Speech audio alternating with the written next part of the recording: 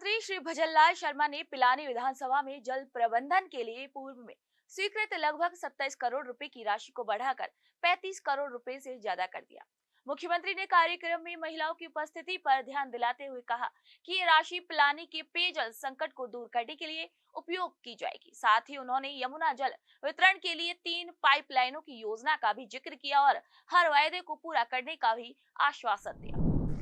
मुझे पता है, मैं अभी कह रहा था कि पिलानी में हमारी माता बहनों की संख्या, और मुझे पता है मेरे को किस इंगित करने के लिए आई है, ये मैं जानता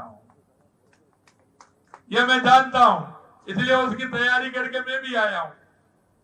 आप चिंता मत करिए मेरे भाई और बहनों। मैं इतना कहना चाहता हूं कि आपने जिस विश्वास के साथ, जिस आत्मीयता के साथ 16 महीने पहले राजस्थान में भारतीय जनता पार्टी की सरकार बनाई थी और हमने संकल्प पत्र के अंदर जो आपसे वायदे किए थे, मैं आपको ये विश्वास दिलाने के लिए आपके बीच में हूं कि हमारी सरकार एक एक संकल्प पत्र को पूरा करेगी। ये मैं विश्वास से कहना चाहता हूं।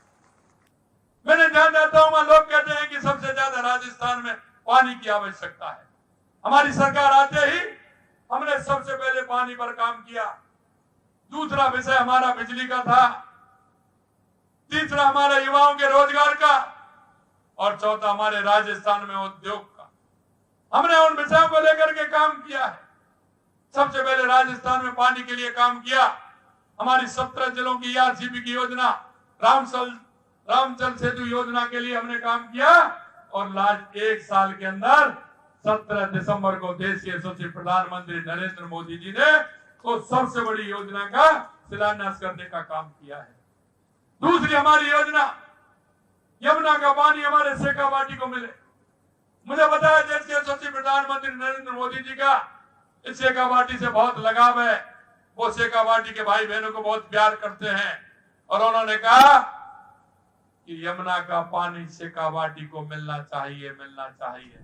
मुख्यमंत्री श्री भजनलाल शर्मा ने अपने झुंझुनू दौरे के दौरान बग्गड़ कस्बे को पर्यटन सर्किट में शामिल करने की घोषणा की। उन्होंने कहा कि बग्गड़ की प्रसिद्ध हवेलियां और शेखावाटी के प्रवासी उद्योगपति विश्व भर में अपनी पहचान बना चुके हैं। इसके अलावा ग्रामीण पर्यटन योजना में बग्गड़ को भी शामिल किया जाएगा।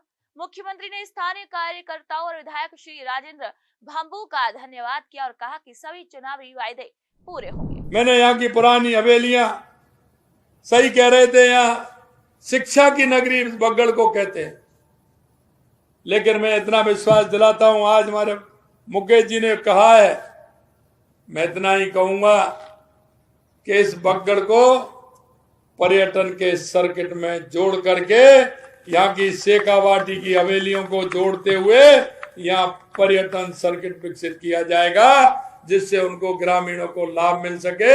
और हमारी जो धरोहर है, क्योंकि देश के यशस्वी प्रधानमंत्री नरेंद्र मोदी जी कहते हैं विकास और विरासत भी साथ साथ चलने चाहिए। यह शेखावाटी का क्षेत्र हमारा विरासत है। यहाँ की अगर हवेलियों को आप देखेंगे तो ये दुनिया में कहीं नहीं मिलेंगे जो शेखावाटी की पहचान हमारी उन हवेलियों से है।